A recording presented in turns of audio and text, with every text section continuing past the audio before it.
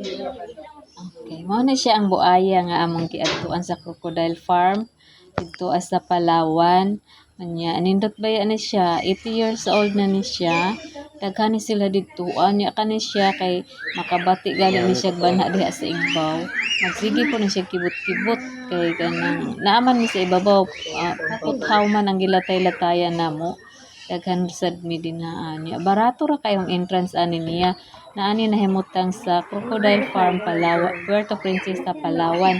Pwede ra sad mo pabok mo nga mo gusto mo moadto no. Ing naon lang ko ninyo kay ako na mo book sa inyo ha. Asa dapita mo moadto nya sa mga barato nga kuan lang ni siya gitawag na siya appeal ni siya sa city tour nya dili man sad makamahay kay barato ra siya nya kung pang abot lang sa bulsa ba pero pwede ra sad gud makaadtog laing lugar o sa lang ni sa mga lugar na giadtuan sad nako personal na kong gitan-aw didto aba kay nindot man siya nga kuan kana siya mga gagmay na siya nga mga crocodile or buaya anya kaning kuan po na siya dito nagpundok ba di ra na siya maglihok-lihok tan-aw nimo murag wa lang jay kasikaw sa tubig ba nya naara day sila diha sa sulod nya kana mo na naglatay-latay mi ana diha sa ibabaw dili ra man sad siya kuan dili ra sad siya hadlukan ba maayo ra man sad iyahang